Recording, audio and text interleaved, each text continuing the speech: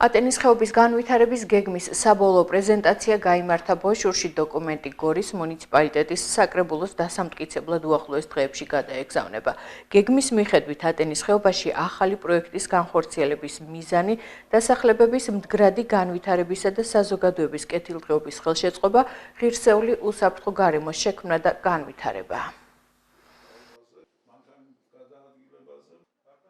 აქ დეტალურად იქნა აღწერილი და გაშიფრული თუ რა ნაბიჯები უნდა გადაიდგას იმისთვის, რომ ჩვენი ხეობა განვითარდეს, როგორც ინფრასტრუქტურად, ასევე ბუნების ზემოქმედებიდან გამომდინარე ნაკლები რისკები იქნას მიღებული და დღევანდელი შეხვედრის შემდგომ უკვე შემდგომი ნაბიჯი გადაიდგება, წარმოადგენილი იქნება მუნიციპალიტეტის აღნიშნული პროექტი დასამტკიცებლად. თითქმის ერთი წელია ჩვენ ეკონომიკის სამინისტროს კერძოდ სუდას დაკვეთით მუშაობთ ტანას ხეობის სივრცითი განვითარების გეგმაზე.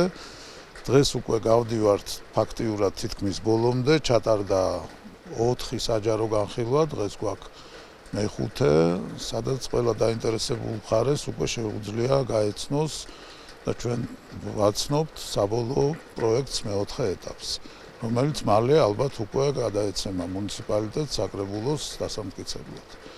და ეს იქნება ტანას ხეობისთვის და ატენისთვის, ასე ვთქვათ, სავალდებულო სივრცითი განვითარების გეგმა, რის მიხედვითაც ნელ-ნელა ნაბიჯ-ნაბიჯ ტანაში უნდა შეიქმნას ლანდშაფტურ-კულტურული პარკი, რომელიც ძალიან ვფიქრობთ, რომ შევუწყობთ მის მდგრად და ჯანსაღ განვითარებას ხელს.